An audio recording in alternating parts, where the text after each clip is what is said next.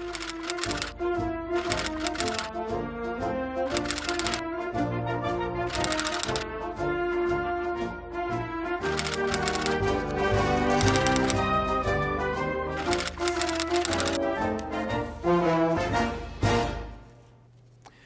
evening. Welcome to Chasing the Facts. I'm Sam Chase, your host, and with us this evening is Patricia Dzuris. And I did pronounce that correctly, yes, didn't I? you did. Thank you, Sam. Yes, there is a silent Z in there. Thank you for sharing that. So, well, I think I did mispronounce it for many years, and then I think you corrected me the last time you were on the show. So it stuck, you know, so that's great. Trish is Chelmsford's town clerk, and I thought it would be good to have her on this evening to talk a little bit about the changed voting protocols that we're going to have to observe this year as a result of the COVID-19 pandemic. And before we get into that, though, I want to assure our viewership that in the production of this show, all COVID-19 protocols are strictly observed. We have a maximum of 3 people allowed in the studio. That includes guests and production people. So we have 1 guest, we have 1 interviewer, and we have 1 production person. We have no camera people on the floor. And this is to ensure, obviously, the safe social distancing that's required. Also, when we are not on camera in the studio, if you are walking around, you must wear a mask. Trish and I are social distance at a distance of about 8.5 feet. So we're 2.5 feet beyond the 6 feet requirement, and that's something that I had asked for. So we are observing all of the COVID-19 protocols so that we have a safe environment, and we certainly want our guests to feel perfectly safe in coming here. So Trish, again, Trish is our town clerk, and I would say, and correct me if I'm wrong, I would say the major responsibility, although you have many, but the major responsibility of a city or a town clerk is to manage the election process. Absolutely. So if you could, Trish, give us a brief overview of what exactly that entails, the kinds of resources that you need in order to do an election. And of course, we understand, you know, there are differences between a municipal-only election and a national election. So I'll let you take it from there. Okay, certainly. Well, the town clerk is the chief election officer, and that is primary sworn duty is to deliver a clean election to the state elections division. I have the pleasure of managing an outstanding team in my office. Without those amazing women, my job would be extremely difficult, if not impossible. So it is a collective effort to execute an election properly. The most important thing that's done on a daily basis is maintaining the state's voter registration system. And again, I'm very fortunate that I have Jennifer Almeida, who's the voter registration coordinator, and that is her primary responsibility.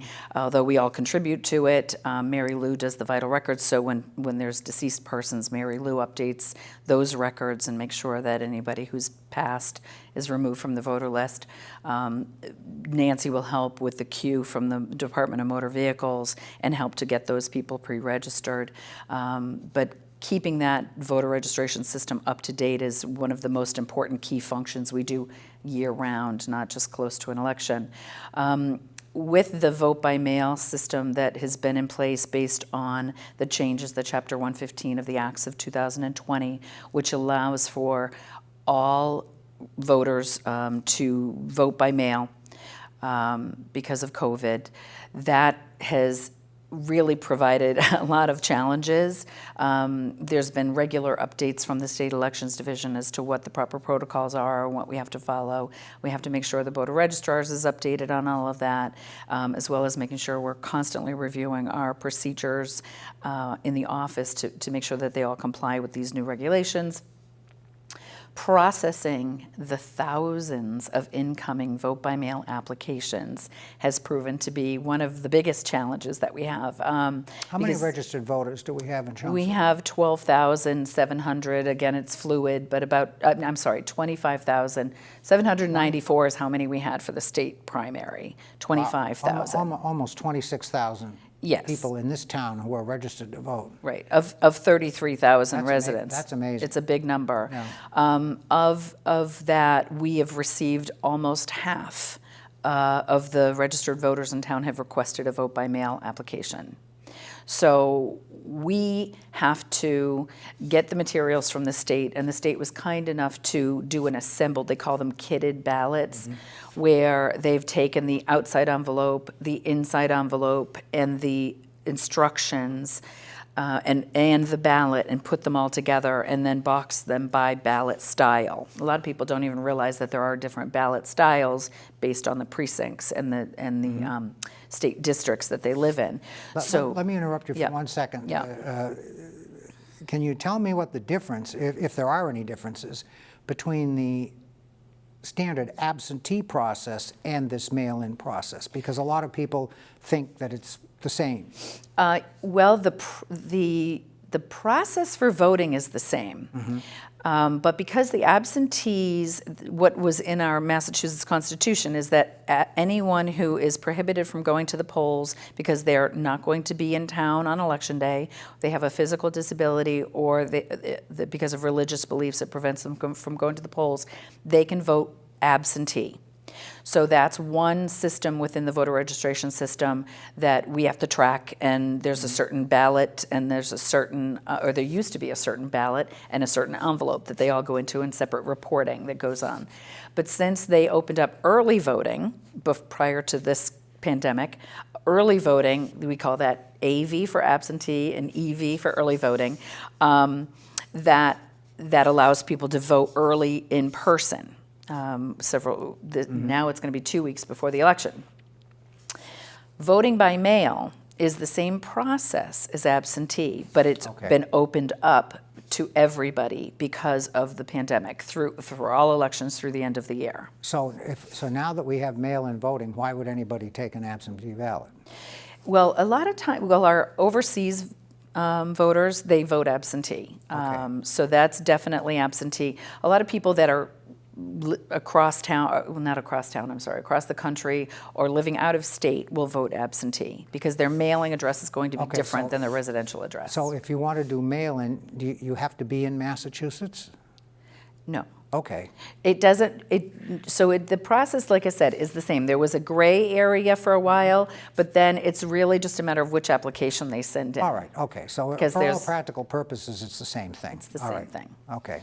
Yeah, and they're processed the same way as well. So except for the overseas, they get to vote by email if they're in the service and overseas, or they're a U.S. citizen living overseas. But processing and keeping track of all those different applications, and we have to, as they're coming in, you've got to organize them all. You have to enter them all into the system. You have to verify that they're registered voters, and you have to enter it. You have to keep track of them, so when they call and say, did you get my application? I have to be able to go and say, yes, we did, or if it shows that it wasn't received in the system, do we have the physical copy? So we have to keep all of those. So I just applied recently, as you know, for a mail-in ballot, so maybe you could just quickly take us through the process. So I fill out and I'll just share with the folks what we did. My wife and I decided, okay, we'd like the vote by mail. So we downloaded the application from the Secretary of State's website, and we filled it out because it has to be signed. And I said, yeah, I don't feel like going to the town hall, so we'll scan it into the system and I'll email it to the clerk. Which the Secretary of State's instructions said we could do. So I found that to be very convenient.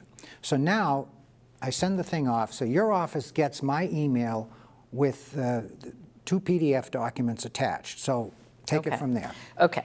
I will take it from there, but I also want to point out that that was one way of doing it, and there's also an easier way, because now the Secretary of State opened up an online portal to be able to request an application without a signature, because you're checking off the box under pains and penalty of perjury. I guess I didn't read that That's part. there, yeah. So that they made it even easier to apply. Even better. So assuming you hadn't already applied, which, by the way, you already had, so you were one of my duplicates, as many, many, many people were, because you forget when you apply back in July for the primary that you might have checked off all elections. So I guess we checked off. And it's also the default. So if anybody didn't specify, the default in the system is that they got both, because the state was going to go ahead and mail another postcard to anybody who did not already apply. Let me just apologize for causing your office That's more okay. work than you should have But done. just understand, that is now, we've taken those 12,000 applications and made them 24,000 applications, in most, not always, but I'm sure I'm not the only one. you are definitely not. So that was one of my, at the very last thing, duplicate applications was the biggest headache to this whole process. Not good. But we processed your application, we got our PDFs. I print those 2 PDFs from my computer, print it to our printer. We go to our state system, we enter your address, we create your early voted ballot request, which assigns a date to it. So now, as of that moment, as soon as I save that, you can go to the Track My Ballot website on the Secretary of State's website, which will be at the bottom of the screen at some point, and it'll say pending. Under you put in all your information, say, where's my ballot? And you put in all your information, and it's going to say pending. And until we actually stuff that ballot in that envelope and we put your addresses on the envelope, it will continue to say pending until it's been mailed. So today, we took all the applications that came in for that particular precinct. We've been working precinct by precinct.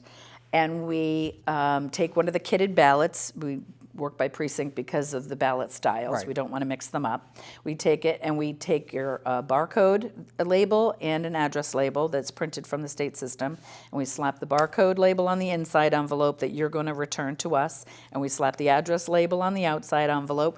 We put our return address, and we have to do postage on the outside.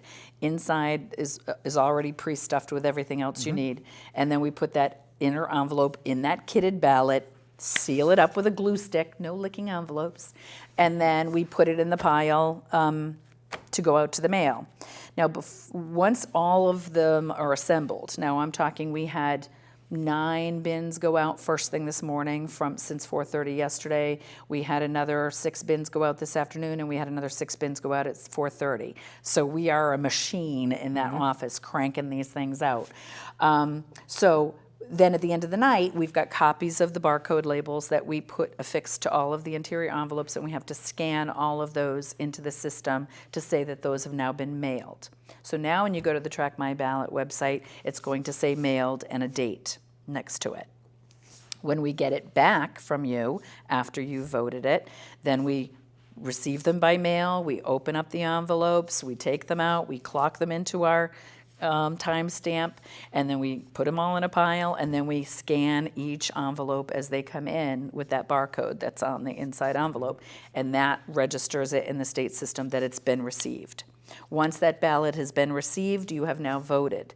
That's the indicator that you cannot go to the polls and vote.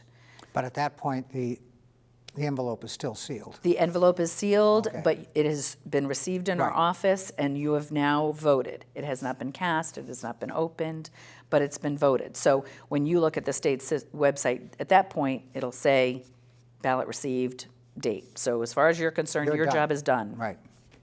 Our job then is not done, because all of these envelopes as they come in, we again have to sort and organize them by precinct, by street, and keep a record of them and have them be aligned with the 2 different reports that we have to generate, the AV20 and the EV20. So that's the difference between the absentee and the early. They're different modules within the system. So we have to keep those ballots separate. We track them, we reconcile them against the report when we're getting close to being able to print the voter list. Because on the voter list, it's going to show a black X next to everybody that we have received that ballot. The new thing with COVID and the state has allowed us to do is called advanced removal and advance depositing of the ballots. And that gets to start 9 days before the election. So the deadline to register to vote is 10 days before the election. So that registration date is October 24th. Okay, so last date that people can register to vote for the November election is October 24th, At 5 p.m. which is what day of the week? It's a Saturday. That is a No, Saturday. at 8 p.m. I'm sorry, we have to stay open till 8 p.m. So that you've night. got Yeah. until 8 o'clock Saturday night on the 24th of October to register. To register to vote, exactly. And if you want your vote you want to vote by mail ballot, the deadline to request that is October 28th, which is way too late as far as I'm concerned. That is too late. At 5 o'clock, that's way too late. I mean, just listening to the process that you've Yes. outlined and the number of people that are requesting to vote, that really should have been moved a week earlier, I would think. Yeah. October 28th, so that Wow. supposedly gives us enough time to get it out the door and get it to you, and then you vote it and get it back to us before November 3rd. Boy. But then the advanced removal and advanced depositing of the ballots is a special process that this is where the ballots then get, we have them in batches. And again, we've reconciled them against the reports. So we have the voter list and we have teams with all the tabulators set up with the ballot boxes. And those teams then get a batch of ballots and they're checking it off as received. They are calling the names out and they're checking them off. So we have teams of 2 for every. Just as if you had gone to the polls and were Exactly. voting in person, you try to replicate that process. Exactly. And then they are entering them into our poll pad, which is really an iPad, but it's also another tracking tool that we have. It's got the voter list built into it. And then they get to say, okay, we're going to cast this ballot now. So it says, we verify the voter, we hit cast, then those ballots can be separated from the envelopes. We save the envelopes. The ballots then get fed into that tabulator. Now, at the end of that batch, after that session, it's like closing the polls just for that session. You've got to reconcile how many ballots you received, how many ballots were cast, what the tape says that you've done. You've got to do all your hand count forms, your write-in forms, and then you seal up, when you empty that ballot box, you seal it all up in an envelope and you sign it and, okay, there's your little mini election. No results are tabulated, but then that is secured and put in the bottom of our ballot box. And at the end, and we just keep going session after session after session like that until they're the end of the day. At the end of every day, we secure the ballot box, we secure the tabulator, and we roll them right into the vault. And so all of those things are secured overnight after we've powered down the tabulator, and then we wheel them all back in the next day. We power the tabulator up again, and it continues the count. So every session adds to that precinct's tabulation. And we're going to do that right up until the day before the election. So that's called advance removal, advance depositing, and early voting pre-processing. While that's going on is when early voting in person is actually happening as well. So when we're all done pre-processing all of the voted by mail ballots, then we'll start pre-processing all of the early voted in person. But you can't process anything the day that it gets voted. So everything has to be, like if we're all caught up, I can't process an early voted ballot on the same day that it's that it's voted. So I can't pre-process it. We have to wait till the next day. So the voting in person is happening. So we again have to keep those ballots separate and organized by precinct, by last name, and verify them and reconcile them on the voting list, and then the separate process of pre-process. There's a lot to it. It's very exciting. It's probably boring to talk about. My family's probably bored out of their minds. So all I do is talk about it. But it's a really interesting process. Now, when it comes to Election Day, the only ballots that will go to the polls on Election Day are any ballots that we receive that day in the mail, because we can't process them any other way. But let me interrupt you for one second, because this, to me, this is great, and this is why I had you on the show, so that you could explain this to folks. This is a tremendous improvement from what, and of course it has to be because of the sheer volume of the ballots, but when the state started early voting, those ballots were not tabulated until the actual day of the election. And I remember, because I worked the polls for the one of the elections, I think it might have been the 2012, you actually, the poll workers actually had to take those early voted ballots and feed them into the machine at the precinct while people were doing their in-person voting. It was awful. It was And 2016 because that was my first week on the job. That was a terrible It was really process. And I can remember saying to the town manager, they've got to change this. They've got to make an allowance to allow the clerk's office to process these ballots, as they come in. And I said, I don't understand technologically. Certainly, we're certainly capable of doing that. So I'm glad to hear that. Yes. Well, they didn't have a choice. Right. Well, and we had a choice at the time of doing a central tabulation facility on Election Day, which I did for the March presidential primary for the first time. Okay, all right. But again, it was a lot of ballots, less tabulators, less people, and it took till 12:30 at night to process all those ballots. So I was really glad when they came up with this advanced removal and advanced depositing pre-processing thing, because we just barely finished in September when early voting finished. I can imagine if you didn't have that, we're the city of Boston. Can you imagine what they would have to go through? So, I mean, this is a change that had to be made. Right. So now the change we're making from September is we're extending the pre-processing right through Monday, where the last time we stopped it when early voting stopped on Friday. Okay. Then we had to process all of those ballots that came in over the weekend on Election Day at our central tabulation facility. So now the only thing the central tabulation facility will do is process anything that came in on Monday, and at the end of the night at 8 o'clock, pop all those memory cards into the tabulator and run all those tapes for all of those results from when we started doing the pre-processing and all the early voted in person. That's very exciting. Now, the one fly in the ointment that I can think of, and maybe things have changed since I was involved in this, but I remember that if there were any write-ins on a ballot, basically what happened to a write-in ballot was it had to be segregated and put into a different spot, and it could not go through the regular machine process. So actually, write-ins, there's a couple of different, write-ins do get counted by the tabulator. Okay. It's just we don't know who the write-in is. It can't read, but it counts the bubble.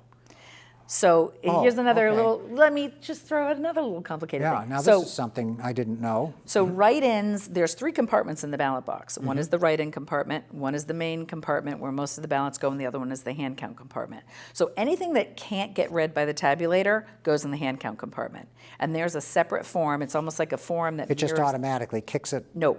You have to, if it's rejected. If it won't feed. If it's rejected, then it goes in the hand count. If it's a write-in that they wrote a name in but didn't fill in the bubble, it's not going to read it as a write-in. That goes into the main compartment, but they have to find that at the end of the night. They're going to be looking for those things at the end of the night as they're batching their ballots in packs of 50. They're flipping through, going, any write-ins without a bubble, they hold it aside and they put it with the write-ins. Now there's another form they have to fill out for the write-ins. And that is, again, it mirrors the ballot, but all they have to do is put it exactly just for the write-in office who's on there. So we create a form that looks like the ballot, and one says hand count form, one says write-in form, and with the hand counts, I want to see exactly what that ballot looks like. You mirror that ballot on that form, because that's how I have to certify, and I can't see the ballots. So they need to give me the tools that I need to certify that election.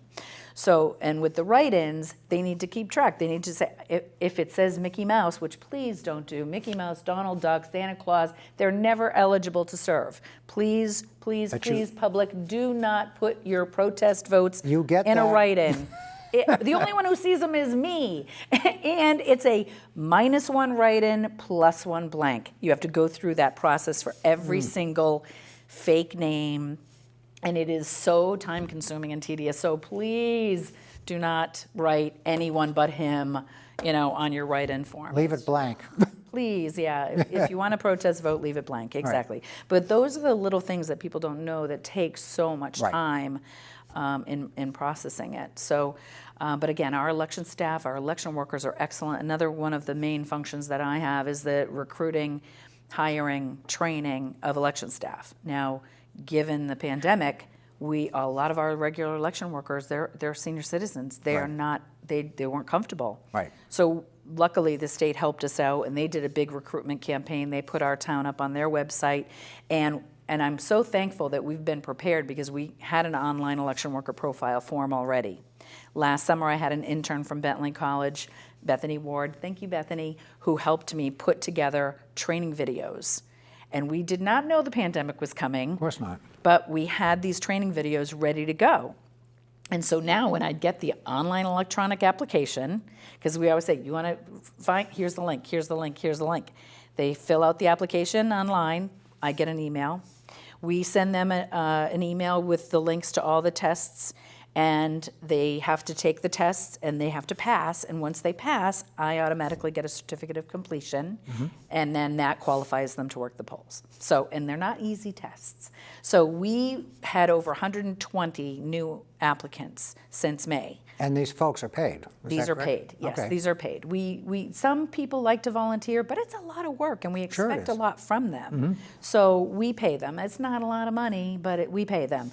And the dedication that my election workers have is incredible. We've had election workers in the office helping us with this whole processing of applications and getting ballots out the door, and it's been phenomenal. Without them, it just couldn't get done. So your normal staff is 3 people plus you, Yeah, which is yeah, 4. So yeah. for this particular time frame in the election processing, typically how many people do you have in the clerk's office? Well, again, right now, we used to be able to cram like 4 people into the middle room, and right now we can at the most have 2. And you have to have your social We distancing. have to keep the social Right. distancing. So we have 1 person out near Jennifer in the main office. We have 2 people, preferably 1 actually in the middle office, but 2 come in because we have to run them through the mail, so the machine. So they're crossing paths a little bit in the middle office.